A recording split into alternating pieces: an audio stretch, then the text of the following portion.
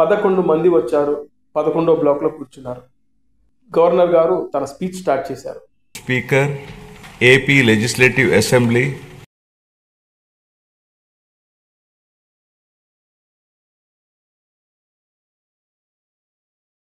Hello friends, నేను రాజు గారు.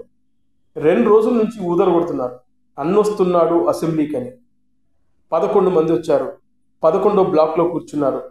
11 నిమిషాలు ఉన్నారు. జంప్ అయిపోయారు.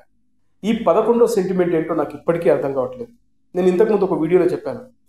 జగన్మోహన్ రెడ్డి గారు అసెంబ్లీకి వస్తారు, కాసేపు ఉంటారు, గవర్నర్ గారు ప్రసంగం స్టార్ట్ చేస్తారు, జగన్మోహన్ రెడ్డి అండ్ కో ఆ ప్రసంగాన్ని అడ్డుకుంటారు, బయటకు వెళ్ళిపోతారు. ఎగ్జాక్ట్లీ ఇదే జరిగింది. 11 మంది వచ్చారు. 11వ బ్లాక్లో కూర్చున్నారు. గవర్నర్ గారు తన స్పీచ్ స్టార్ట్ చేశారు. స్పీకర్,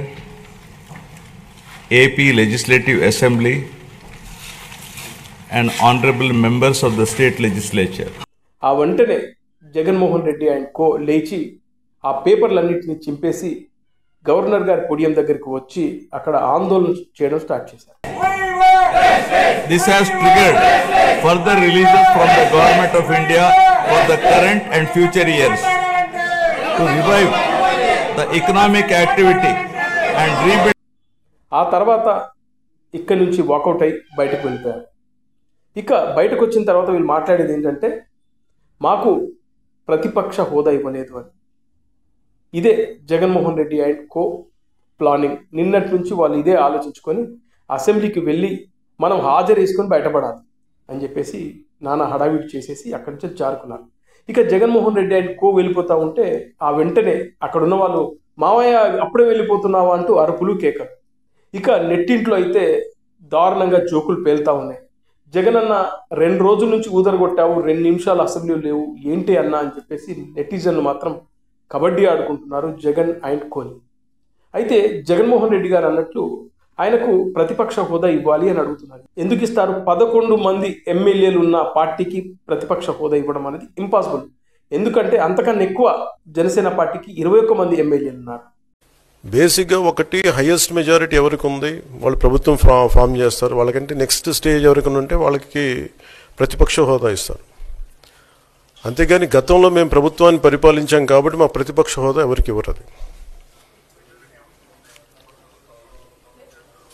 కనీసం జనసేన కంటే కూడా ఒక సీట్ ఎక్కువ ఇచ్చినా కానీ వాళ్ళకి ప్రతిపక్ష హోదా దక్కేది.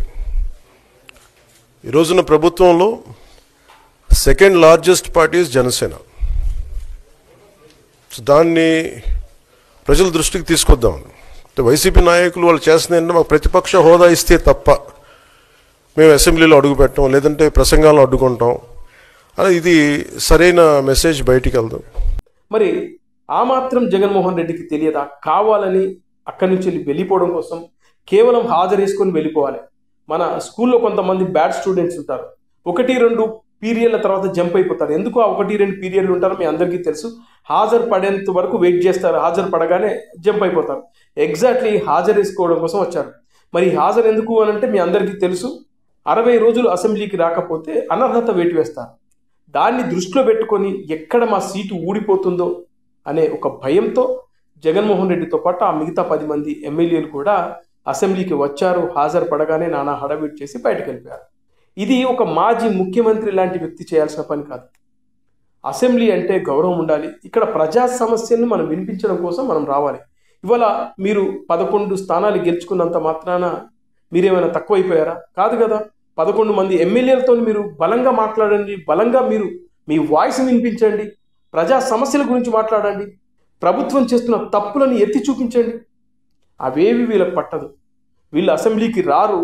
కానీ పవన్ కళ్యాణ్ లాంటి వ్యక్తి కానీ, నారా లోకేష్ లాంటి వాళ్ళు కానీ, నిన్న నారా లోకేష్ దుబాయ్కి వెళ్ళి క్రికెట్ మ్యాచ్ చూశారు.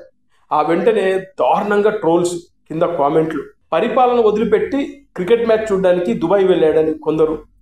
అలాగే పవన్ కళ్యాణ్ గారు మొన్న మొక్కులను తీర్చుకోవడం కోసం సౌత్ ఇండియాలోని అన్ని దేవాలయాలకు వెళ్ళారు. ఆ వెంటనే పరిపాలన వదిలేసి పవన్ కళ్యాణ్ గారు విచిత్రమైన వేషాలు వేస్తున్నాడు, గుళ్ళు గోపురాలు పట్టుకుని తిరుగుతున్నాడు అంటూ కామెంట్లు చేశారు. మరి జగన్మోహన్ రెడ్డి మాత్రం అసెంబ్లీకి రావద్దు, జగన్మోహన్ రెడ్డి మాత్రం బెంగళూరులో ఉండి డ్రామాలు ఆడాలి. ఇదేనా వైఎస్ఆర్సీపీ నైజం అంటూ ఇక్కడ జనసేన తెలుగుదేశం పార్టీకి సంబంధించిన కార్యకర్తలు సోషల్ మీడియాలో కామెంట్లు చేస్తూ ఉన్నారు. ఇది మనం ఏదైతే అనుకున్నామో అనుకున్నట్లు జగన్మోహన్ రెడ్డి పక్కా స్కెచ్తో అలాగే వచ్చాడు, అలాగే 11 నిమిషాలు ఉన్నాడు, అక్కడి నుంచి జంప్ అయిపోయాడు. ఇది 11 మంది ఎమ్మెల్యేల పక్కా ప్లాన్తో చేసిన డ్రామా.